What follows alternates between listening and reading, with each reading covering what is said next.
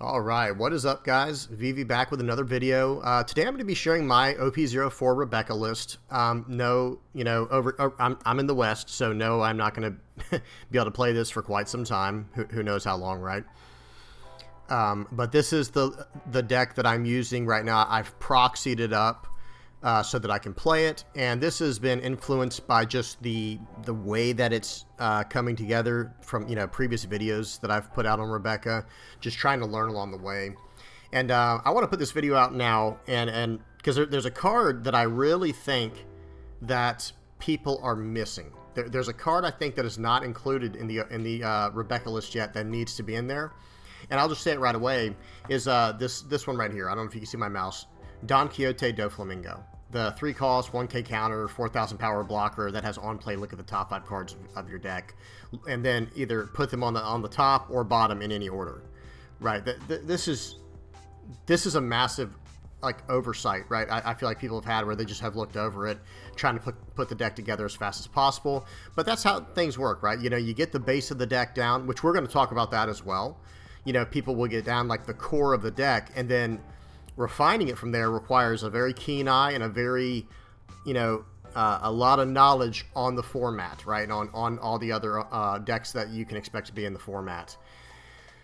So yeah, let's just kind of walk through it real quick. I'm just gonna read off what I have first, and then then we'll talk about it from there. So Rebecca, of course, is the leader. And this is OP04. I think I already mentioned that, but I just want to make sure everyone understands that. At the time of me recording this, I'm recording this on July 5th, 2023. So Rebecca's the leader. I'm running 2 Surus, the 2k counter. I'm running 2 Kayas, the 2k counter. 4 Gats, 4 Leo, 1 Rebecca Searcher. We'll talk about that in a minute. 1 Fukuro, 4 Bartolomeo, 4 Don Quixote do Flamingo 3 cost, 4 Kairos, 4 Orlumbus, 4 Sabos, 4 Monkey D. Luffy, 2 Kuzan 10 drop, 10 cost, and then, so anything you see a one of, I'll explain in a minute. One ofs are things that are in the works, right? I'm testing. 1 6 King Pistol, 1 Barrier, 2 Gum Gum King Kong guns, 1 3000 Worlds, 3 Truno Bastardo, and 2 Corda Coliseums. Okay, so right away, I just want to look at a few things. Like, if you look at the counters here, I'm running 12 2k counters, but it's really like I'm running a third 2k counter in 6 King Pistol, right? For those who don't know, you have to discard a card and use this card so that it'll do plus 3,000. The idea behind this is, okay, if you're in trouble, then, you should... and you have a card in your hand like a Kairos, which has no counter, right? Your Kairos doesn't have a counter. Well, if you're in trouble, you're going against a more aggressive deck, and you need a counter out of this. Like maybe they're trying to take out your Monkey D. Luffy 7 cost, right?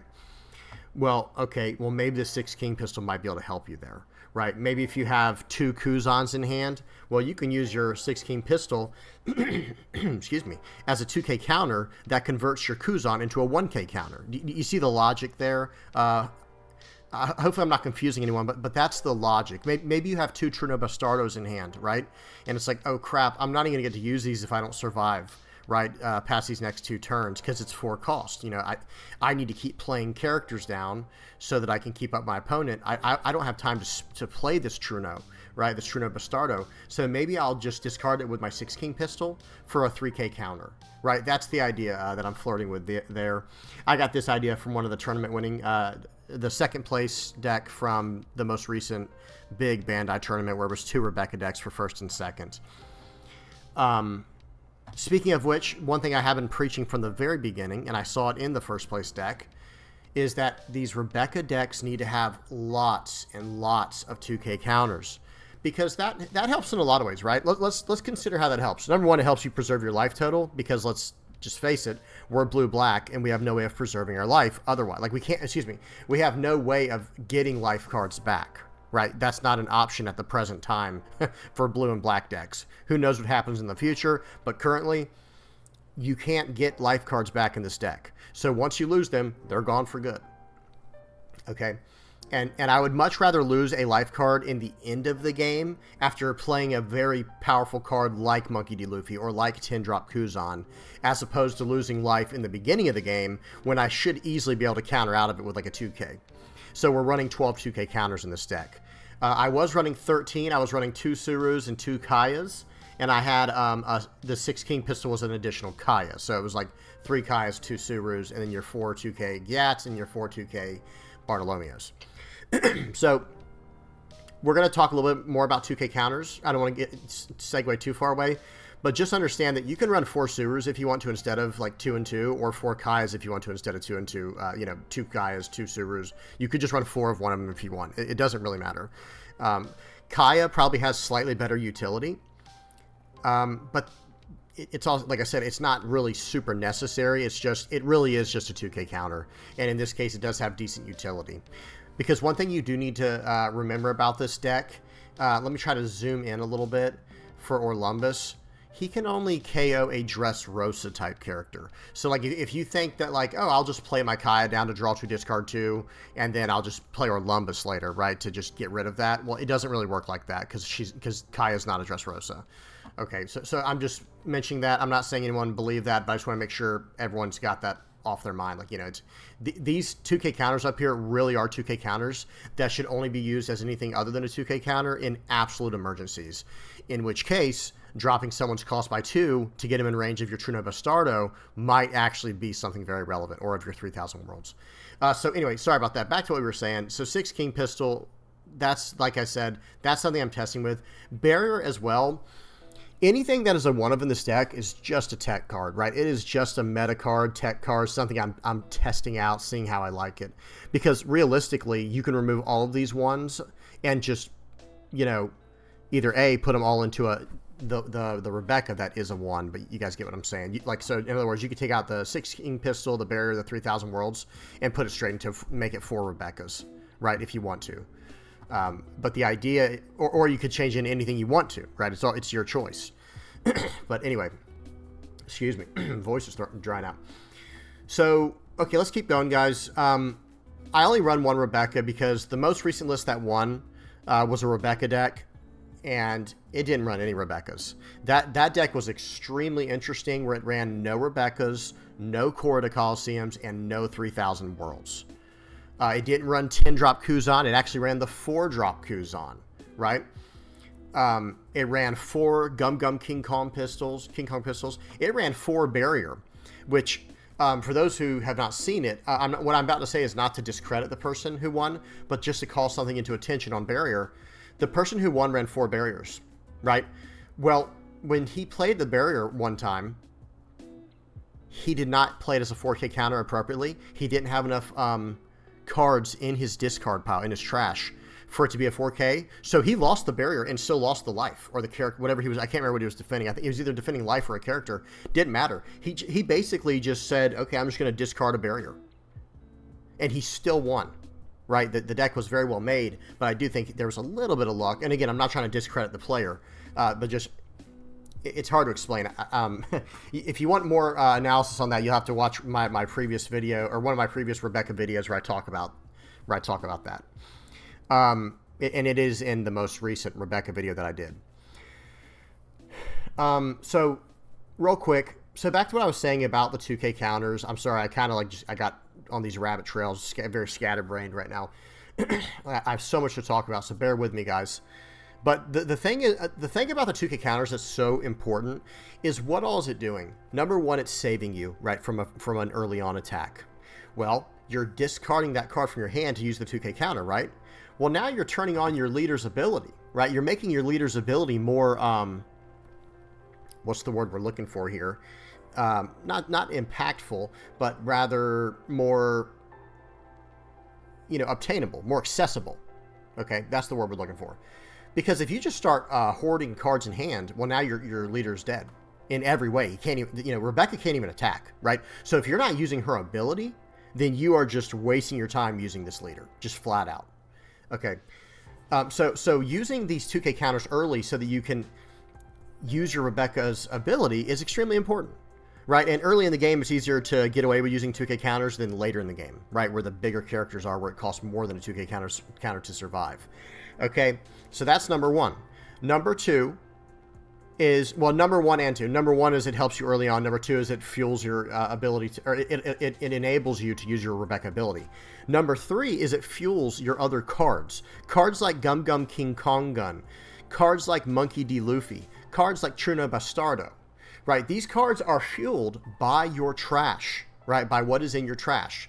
You know, Luffy puts 7 cards from your trash back on the bottom of your deck.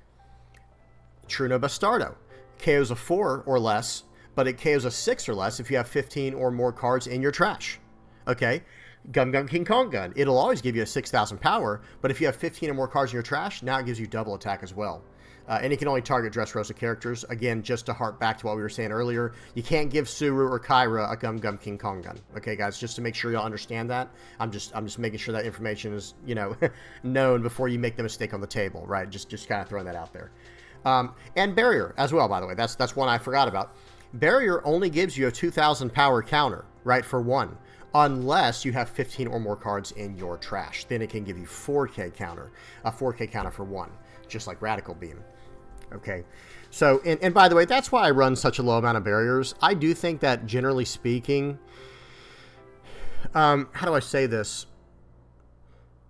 How often is this a 4K counter? I'll have to do more play testing on it, because like I said, the deck that won first place, I don't know if I saw him run or use even one barrier, and he was running 4 of them. So again, I don't even know if it helped him. And one of the times he used his barrier, it was just a play mistake, and it didn't even do its job, you know?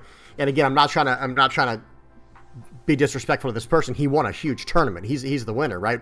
I'm just trying to talk about the cards, trying to be critical of the cards and the deck itself. Is there room for improvement? So now I want to talk about Doflamingo real quick. I think Doflamingo is being slept on. I think this card in the Rebecca deck specifically is outstandingly good, outrageously good. Let me go over one interaction real quick, and then I'll talk about how it's even better. So in the worst case scenario of Doflamingo, okay, so say you play him and there's just nothing good on the top of your deck that you want. Okay, that's no problem. Put it on the bottom of your deck. you didn't want those cards, then put them on the bottom in any order. Well, that helps your Monkey D. Luffy, right? Like, do y'all get that? Like actually think about that for a second. Situationally, of course. So say you just swung with your Monkey D. Luffy, and you just got back some cards to the bottom of your deck, maybe like a Kuzan, right? You know, like say you had to discard both your Kuzans early in the game, no big deal. Or maybe you used all your Truno Bastardos and you need to get to those as soon as possible, right? So with your Monkey D. Luffy, you put those on the bottom of your deck. Well, with Don Quixote Doflamingo, the 3 cost here, if that is your knowledge of the game, like I need these, right? Or say you need your King Kong guns, or you need some 2K counters, you need blockers, I don't know, whatever you might need. Well, guess what? If you put them all on the bottom of your deck with your Monkey D. Luffy, now you can use your Doflamingo to make those cards 5 cards closer, right? You see what I'm saying? Like, you just took 5 cards off the top and put them on the bottom, and the cards that were on the bottom are now 5 cards closer to the top, right? That's actually very relevant, in my opinion. So that's number one. Number two, this is a 3-cost 4K blocker with a 1K counter. That alone is good. Okay, that alone is already paying for itself in the value sense of things. But it also has on play, look at the top 5 of your library and put them, or of your deck, excuse me, and then put them on the top or bottom in any order. What does that let you do? Think about that for a second. So if you play this guy on turn 3 and you see a Kuzan coming up, well, guess what? Now you can put that Kuzan exactly where you need him so that you don't accidentally get rid of him with your hero's ability, your leader's ability, excuse me. Guys, that's pretty important. I mean, because you want to use Rebecca's ability as much as possible. Well, in this specific deck that I'm running, I have 37 Dressrosa. Don't be tricked by 38. It counts Rebecca as a Dressrosa. See, watch, if I go up to 2 leaders, watch, now I have 39 Dressrosa. So no, I have 37 Dressrosa in the deck itself that are searchable by Rebecca's ability and by the Rebecca 1-cost's ability. The only cards that are not Rebecca is 2 Kuzans here, a Fakuro, 3,000 Worlds, a 6-King Pistol, the 4 Doflamingos, and then the 4 2K counters that I have. I believe I did that right. Maybe I missed some. Tell me in the comments below. But y'all get the point. The point is there are 37 out of 50 cards in my deck that I can hit with my Rebecca search, with either of my Rebecca searches, right? But that does mean that, you know, I can still whiff. It is possible to hit 2 non-Dressrosa cards. Well, with cards like Doflamingo, that becomes less of an issue. Because what you would do is you would arrange it so that your cards, either A, that you get your Kuzan or your 3000 Worlds or whatever non-Dressrosa card, make sure you hit that exactly when you need to, right? Like make that the next card you draw or the third card you draw if you're going to use your hero ability still, right? For the turn.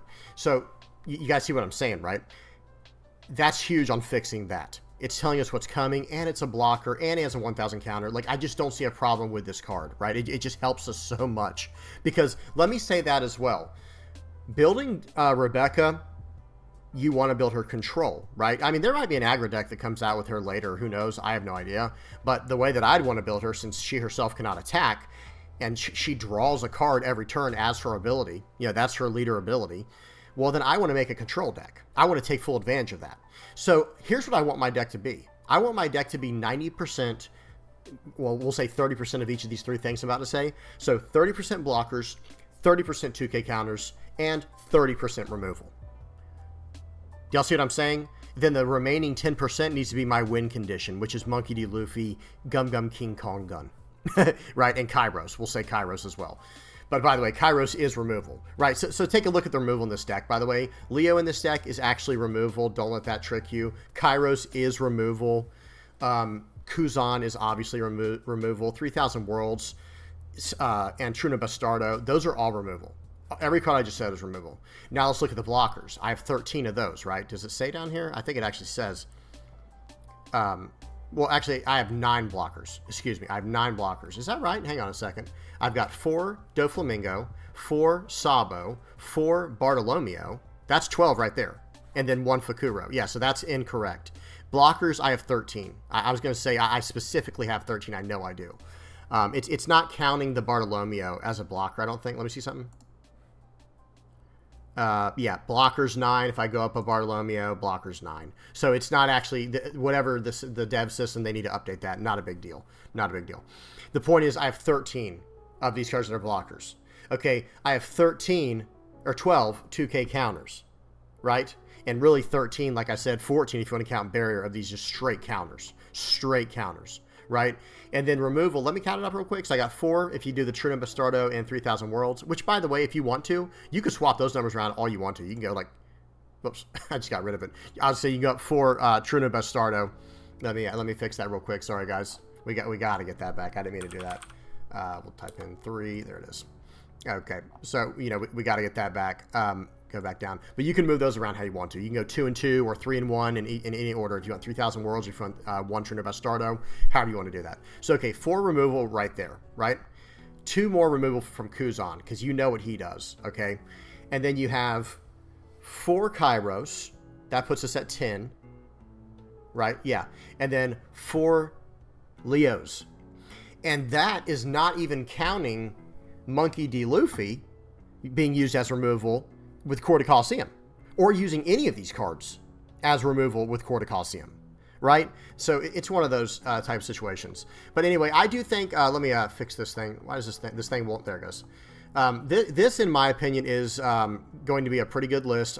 Of course, I can't test it yet over here in the West unless I can find a proxy partner, right? Someone who can do, you know, do place testing with, who can do like a purple-green proxy deck for Dofi and stuff like that. You guys get my point. And we'll see. I'm not opposed to that idea in the future, but not right now. But I do think that this list, this is it, right? So speaking of that, and like I said, anything that's like a 2 or a 1 of, you can kind of switch around how you want to. We've seen lists win without Court of Coliseum now, major tournaments. We've seen lists win without 3000 Worlds. We've seen lists win without Rebecca. That was something I did not doubt, right? The thing that surprised me was Court of Coliseum. How do I say this? I can imagine a deck winning without 3000 Worlds because we have Truna Bastardo. I can and Monkey D. Luffy, by the way, he just eats up anything he needs to once he sticks. I can imagine decks winning without Rebecca, the one called Searcher, but I did not imagine decks winning without Court of Coliseum. Now, I know what it's like to do, because I've done some playtesting, like I said, and I've seen games play out. I know what it's like to not draw your Quarter Coliseum, where it's like, oh, crap. You know what I mean? Now you're in trouble, right? Like, I can't go at the same pace I want to. But, realistically, you can still win without it. Obviously, we know that now. But maybe you can't, though, either. That's something going forward we got to look at. Like, I don't know all the decks that the guy went against who won the whole thing. Like, did he go against any aggro decks? Where honestly, that's where Quarter Coliseum comes in most. Where it becomes the how do you say it? It's I feel like Quarter Coliseum is most relevant in the matchup against very fast aggro decks, because that way you're getting to swing with your guys as soon as they come in, and you're getting their normal effects, right? And again, now for those, again, this is for Dressrosa only cards. So don't think that you can swing with like your Kuzan. Do not think that you could swing with this Doflamingo or this Fakuro. Okay, guys, just giving y'all a heads up. Again, y'all probably already knew that, but I just want to get that out of the way. So, okay, guys, so that's it for this list, the actual list itself. So let's move over to, I came up with this other thing here I want to look at. Just kind of looking at cards that have come and gone along the way. This is not a list. This is not a deck. Okay, it does so have. Let's add Cavendish so that it doesn't seem like it's an actual an actual list, right? Okay, there we go. So these are cards that have come and gone over time, and some of this is core. Like the cards I have that are 4-ofs are core. 4 Orlumbus, 4 Kairos, excuse me, 4 Gats, 4 Bartolomeo, 4 Sabo. These are absolutely core. But other cards that can be swapped in and out of the core however you really want to. Like, we've seen it work, guys. We know it works, right? We know it works. So however you want to mix these cards around, it's kind of up to you at that point. After you have the core down of what I was saying, like, let me see, 4 Bartolomeo, 4 Gats. I would say 4 Leo, actually, as well. 4 Kairos, at least 2 King Kong Gun, at least 2 Trino Bastardo, 4 Monkey D. Luffy, and 4 Sabo. How much is that? I think I did 7. So 7 times 4, 28. So that's about 30 cards, right? And did I say 4 Orlumbus? I can't even remember. And then probably about 2 Quarter Coliseum. That's kind of the core, right, guys? That's kind of the core. So you have over 30 cards. The rest you can kind of mess with however you want to, right? It's kind of up to you. So I have some interesting cards here to look at. First and foremost, let's look at this card. I'm going to really zoom in on some of these so y'all can read the card. Suru and Kaya, if you want to run the high counter stuff, which I do recommend, they're right here. Those are however you want to run them, right? Idio, so in 3 of the decks that I just recently covered, of 3 of the 4 Rebecca decks I just covered, 3 of the 4 were running Idio, and as a 4-of. This is a 2,000. This is a 2-cost, 2K, 1K counter blocker, searchable Dressrosa card, right? So that's just awesome, right? But the deck that won did not run it, as funny as that is, but he did run all those 2K counters, so kind of maybe you can pick and choose that, right? Maybe that's up for however you want to do it. Gum Gum King Kong Gun. This is a very polarizing card, I feel like. The deck that got second place did not run any King Kong Guns. He just ran 4 board control, and in my personal opinion, got very unlucky in the final game against the mirror match that was running 4 King Kong Guns. Now, I do think we should be running 2 King Kong Guns in 2 to 4, but running none, hey, we saw a deck at second place, without it. So very interesting there. So this card in the middle, I want to talk about this Sasaki. I don't know how to say this person's name. This is an interesting 2K counter, okay? Remember, the 2K counters in this deck, okay, you have your 8 Dressrosa 2K counters. Let me just get to those. Bartolomeo and Gats. Where is he? Right here. These are your 8 auto-include 2K counters for Dressrosa. You could search those up with your leader ability or the 1-cost Rebecca Searcher and use them for whatever you need to. But then some decks are running like 4 to 6 more 2K counters, right? Getting to like up to 14 2K counters. And those are just utility 2K counters that they're 99% of the time they're going to be used as a 2K counter. But the rest of the time, you can maybe try to dabble with their effect. This effect is very interesting for us as a blue-black control Rebecca deck, right? On play, return all cards in your hand to your deck and shuffle your deck. Then draw cards equal to the number of cards returned to the deck. So you see what I'm saying, right? So if you just put some cards on the bottom of your deck later in the game that you really want to, you wish you could see that card. Maybe it's a Kuzan 10 cost, right? Or a Kaido 10 cost or something, or an Isho, who knows what, right? If you're like, man, I really wish I could see that card like really soon rather than all the way down the line, well, you can just play this card. Instead of playing as a 2K counter, it is a 3-cost 4K, so you can just attach a Dawn and actually swing for life points if you need to. But most importantly, you're throwing this card into your trash, filling your trash.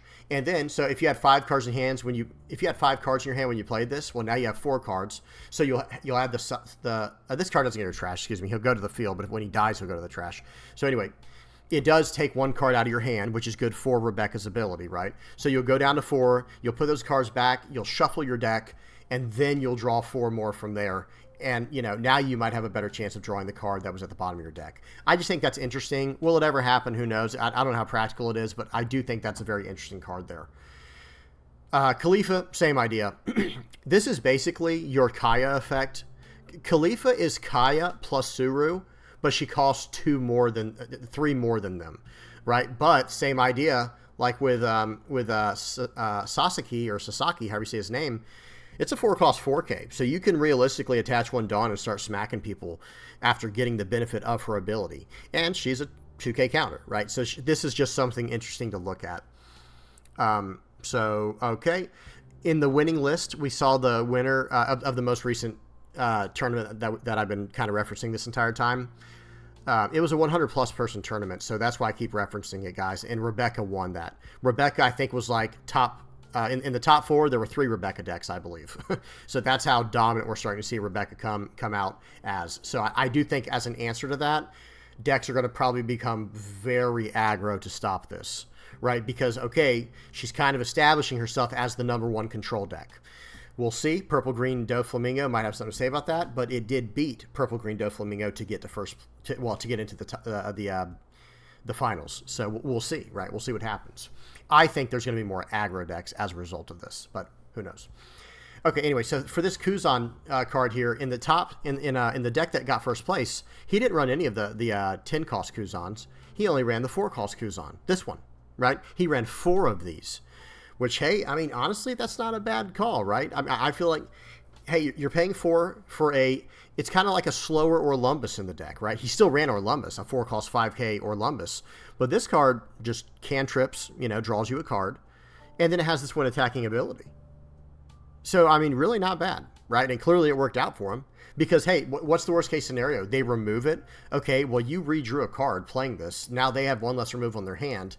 And we're moving on, right? I still have you just 2-for-1'd yourself, right? Or how do I say this? You kind of just threw a card away for nothing, because this card I played is a decoy. It doesn't really contribute to the win condition of the deck, and I drew a card from it. You didn't draw a card from your removal, 9 times out of 10, right? I don't know if there's I'm trying to think of a card that would replace itself that's removal, right? I don't know. They'd have to swing into it or something. Y'all get my point. Okay, Sabo, obviously. So Cavendish has kind of disappeared. I don't think the card is fast enough. So this card is very much dependent on being played as a 6-cost, like playing for 5 and then with 1 Dawn attached, so that you have the attack active character's ability. It's really intended to be like that, right? Like, you really need to play this as a 6-cost with your Quarter Coliseum down. So I think it's a little too dependent on that. And hey, Monkey D. Luffy's a 7-cost and is just better. Right. I mean, that's kind of the theory there, right? You got to be very choosy. You got to pick and choose your spots very wisely when you only have 50 cards, right? So yeah, y'all kind of see what's going on there. And then I want to talk about this last group here. Other than Luffy, we already know about him. He is the MVP of the deck. He's the MVP of the format, I think, right now. I'm curious to see what decks people have not tried him in that might be good now, right? As in, like, who's to say you don't just put this in like a Garp deck, right? He's a Dressrosa Straw Hat Crew character, right? So you can search him up with Nami, right? I think. Someone correct me if I'm wrong. Like, who's to say this should not be in a Garp deck, and then all of a sudden that becomes the most aggressive deck in the format with a card like this? You know what I mean? I'm just brainstorming. I'm not saying this is a thing. I'm just brainstorming. But anyway, So for the two 10 drops, don't worry, we'll come back to Sakazuki. I do have something to say about Sakazuki and even Kobe. But the two 10 drops are really up to you. Kuzan and Kaido, okay, these two Ks, right? That's interesting. They're both 1, 2, 3, 4, 5. 1, 2, 3, 4, 5. So they're both with K, and they both have 5 letters in their name. Absolutely random fact there for you. But these two guys, both 10 drops, they are incredible. They both do what they're supposed to do. I think Kuzan's better because he turns your cards into just KOs, you know, of anything. Your Kairos is KOing a 6 or less. You know, your where's your Leo at? Yeah, your Leo's KOing a 6 or less.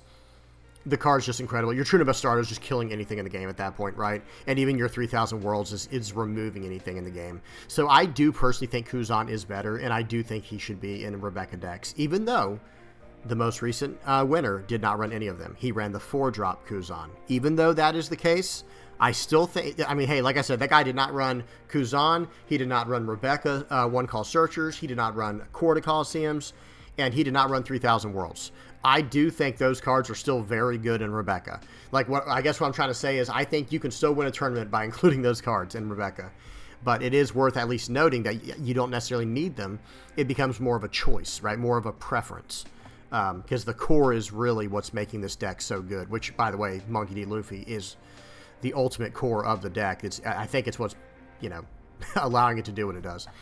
And then, so last but not least, let's talk about Sakazuki. This is a 6-cost 7K that KOs a 5 or less. It's just a great card. It's a very strong tempo card. And in a deck like with Rebecca, this is very good, right? Like you're pitching a card from your hand and you're playing a card. So that will allow you to use her ability. Getting 2 cards out of your hand real fast on offense, like not having to counter out, just offensively KOing one of their cards, discarding a card from hand to fill your graveyard, and getting a 6-cost 7K body down. That has a lot of synergy with your Rebecca. And I would think of it in the same light, an offensive light, but as the same idea as the 6-King pistol. This is like a defensive version of being able to get a lot of cards out of your hand while still having a relevant trigger, by the way. I didn't even mention the trigger. 6-King pistol draws you a card and can potentially KO one of their characters, right? But Sakazuki is a little more on the other side of that, right? Where it's like, okay, I'm going to offensively come in here and just, you know, drop a 7K body on curve, like on turns, you know, on turn 3 if you're on the curve, you know, like right on turn 3, KO anything they played from the turn before. And I trashed a card from hand, so it's that much easier for me to activate Rebecca moving forward. I fueled my trash. Just has a lot of synergy. It's a card I think we should look at going forward. If aggro does pick up, this might become this and Kobe. Y'all know, everyone knows good old 3-cost Kobe, right? Hang on a second. Go back to here, full screen. Oh, it's KOBY, right? Sorry. This guy. Okay, I clicked it. He's in here somewhere now. There he is. 3-cost 4K, trashes a card from hand. This will help you, like I said, you just, like, if you're on the draw, it can be kind of hard to keep up with Rebecca's onboard a bit, like her actual leader ability.